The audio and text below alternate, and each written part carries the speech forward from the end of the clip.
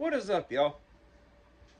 Now, I get this question a lot as a beekeeper.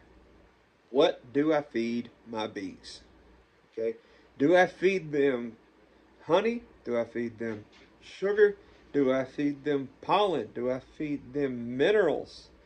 The answer to all that is yes. Okay. Now, I like feeding honey. It is the best thing for them. They will be the healthiest and produce the most amount of bees. But I only feed honey that have come from my hives that I know are completely disease free. Therefore, I do eventually run out of honey. And I'm not going to go to some big box store or another beekeeper and get honey from them to feed my bees because I don't know what they're using. I don't know whether that honey is disease free.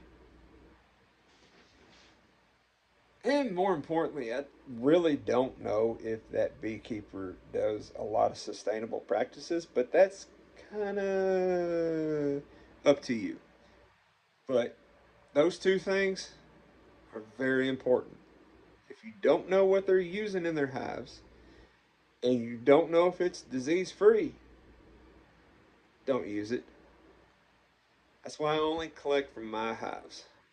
And it's best for you. But eventually, you're going to run out.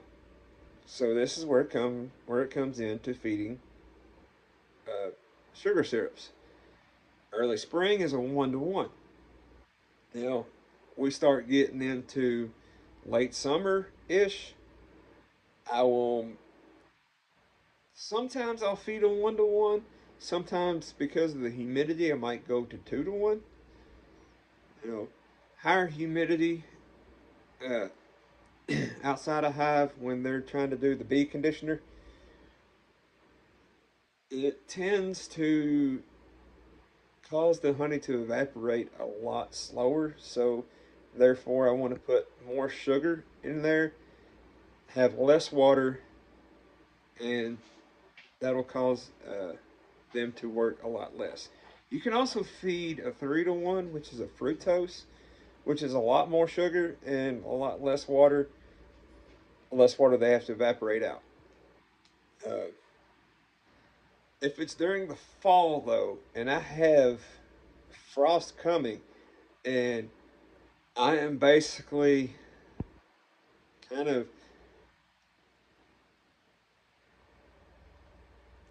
at gunpoint on the firing range, and I need to bulk up that hive or get that hive stores bulked up, I will switch to a product called ProSweet because it is basically the consistency of honey, so they don't really have to evaporate it. If they do, it's not very much. They can go right in the cell with it. Plus, it has the nutrients and minerals that they need, vitamins and minerals that they need to get them through the winter. Pollen, I'll start feeding pollen here in about April ish, maybe, because I'm trying pollen patties. So I tried them last year and they kind of worked out. Not so much in like some of my hives, but it really worked out in some others. Um, the ones that were kind of weak and behind, I did feed pollen to, and it really helped them start to get populated. Now, I didn't get honey off of those, but what had really come in was enough to actually fill that hive. Um, I don't feed very much pollen because a lot of the clovers that I plant, like the crimson clover, and I think there was some Alaska clover that I planted last year, kind of bloomed like back in April. So I didn't have a whole lot of pollen patties to feed my hives. Yeah, they were just bringing it in, but it kind of helps. Like if it starts to rain a lot, they can't go out and get pollen and get nectar. So you want them to build up. I wanted them to build up. Okay.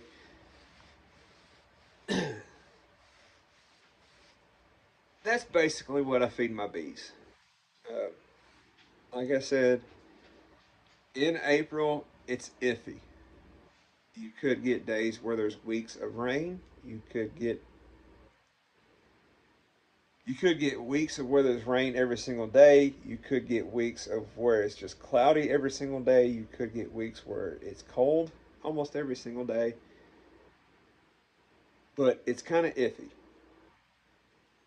Okay, bees can't go out in rain. They don't really go out cold much, and cloudy weather. They don't get out very much either. So that's why I feed pollen and sugar syrup in April. Pretty much it. All throughout the winter, they are feeding on dry sugar or honey. That's it.